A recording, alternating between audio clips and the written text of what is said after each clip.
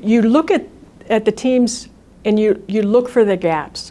I think that's the first thing that I would say as I'm building teams. I would come in and assess the individuals per se, and then how do they work together as a team. And you need to know what your gaps are in your team. What are you not getting after? So when you come to, and you know all this, all the experiences you have with this, but filling your gaps are important. So the first chance you get to fill a gap with the right person, you need to do that. You need to assess and sometimes move people out that just don't fit in the team.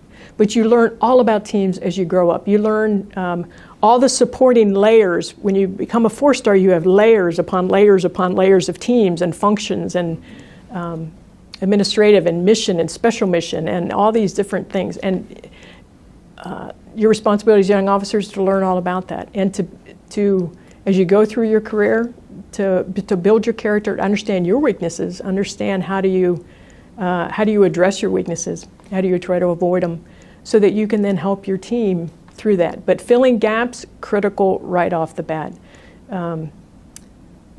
As you go through, you understand that to support commanders, to support the mission, particularly on a global scale, the teams have to work together. So I've got a global operating center that watches 1,100 flights.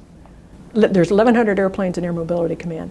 We monitor every single flight from takeoff to landing. And that's the one at Scott? That's the one at Scott. Right. So for every minute, used to be every 90 seconds, now it's every 2 minutes. Every 2 minutes of every hour of every day, there's an airplane taking off or landing around the world. We monitor that. So you've got that group of people doing their thing. You've got an aeromedical aspect that connects in with that. You've got a logistics aspect that connects in with that. Because when a plane breaks, you got to go to the logisticians to fix it as fast as you can. Do we send a part? Do we send another airplane? Do we move? So all these different mechanics that are working to support a global mission around the world. So you've got to make sure that young airmen and young soldiers, whatever service that you are in, understand the layers of their service and how this all works together. So I would spend a lot of time first with teams understanding the gaps I needed to fill and how do I correct that quickly and get us on the path that we need to go.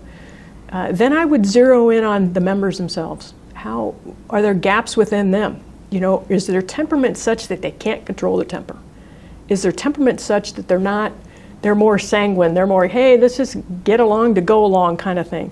You've got to understand the individual members that you have, because if you have all people who are driven, you're going to miss taking care of people. But in war you want that. You want the driving force. Mm-hmm. But Eisenhower's a wonderful example. He was a cleric. I'm a cleric. I focus, let's get the mission done. Everything's about the mission. Everything's about doing it right. If we're not doing it right, we need to correct it as quick as we can. All these things work to make sure we're committed to getting the mission done and the way it needs to be done. But Eisenhower recognized people do the mission. So if you're ignoring the people, it's all about the people in the mission. You hear that every time you go to a military, you hear a leader talk, people in mission, people in mission.